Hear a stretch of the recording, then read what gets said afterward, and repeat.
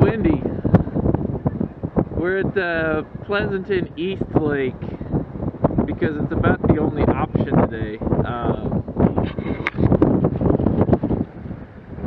This is a 100-acre lake. It's got whitecaps coming straight down the pipe. It's about the only lake that runs somewhat east and west, and we've got a southwest wind. So this arm that comes from the west is pretty windy. Hopefully I'm going to be able to get out of it a little bit. I've had some really good days here on some really nasty weather days. I think this qualifies as nasty weather. We got a big cold front coming, so the wind's howling. It's going to be a spinnerbait, jerkbait, rail trap kind of day, I guess. It's about my only option, so here goes nothing.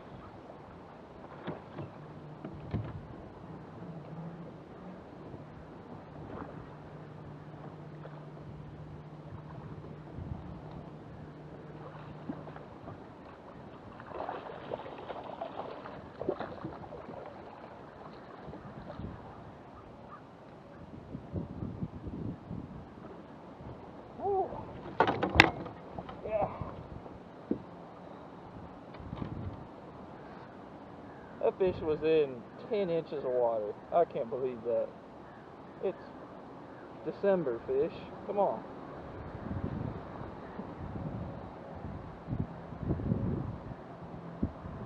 That's crazy.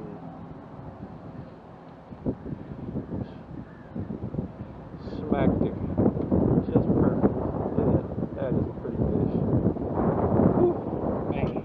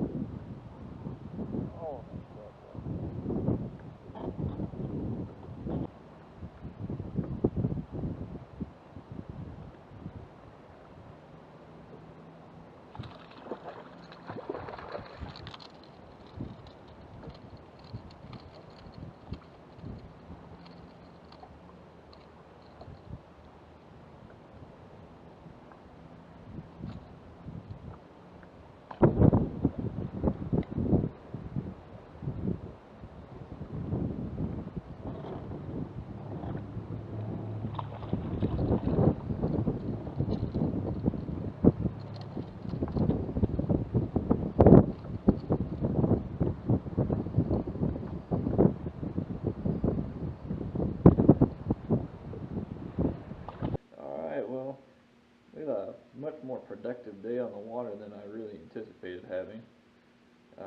We had had a few pretty warm days in a row. I think that had a lot to do with it. The wind was terrible all day. Even the couple of little places I thought I'd be able to get out of it, there wasn't any getting out of it. The one place I did kind of get out of it was my fish. So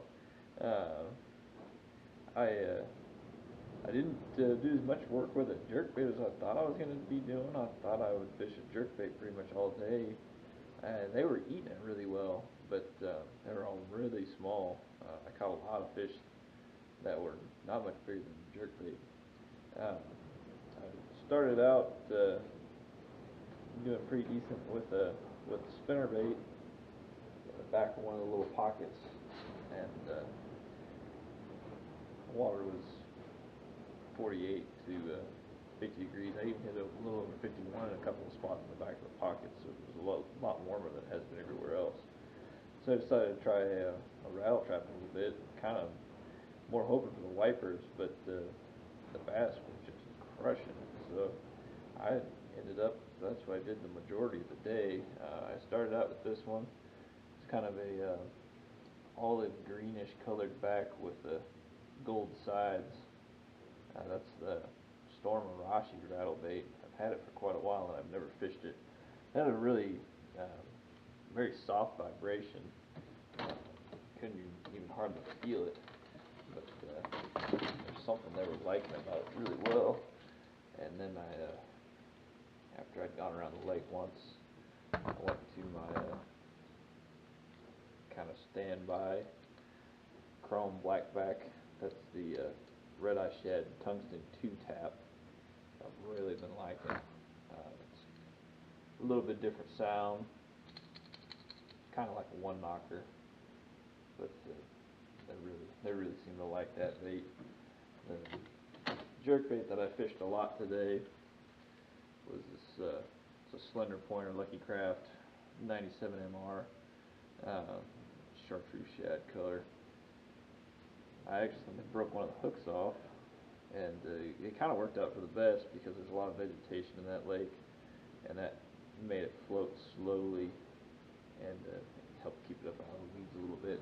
Like I said, they were eating that really well. They were not the quality fish that I wanted. The spinnerbait that I was doing really well on, it's a 3/8 ounce War Eagle, the Tandem Indiana Colorado, and this is copper and white. I really like that copper color, especially the lake I was at today. Probably noticed it has a ton of water, ton of willow trees around it, so it has a lot of tannic acid in the water.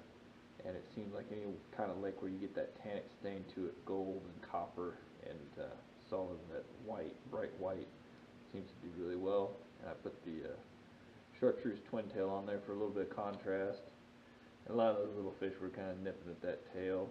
I didn't catch anything real big on the spinnerbait, but caught quite a few with it.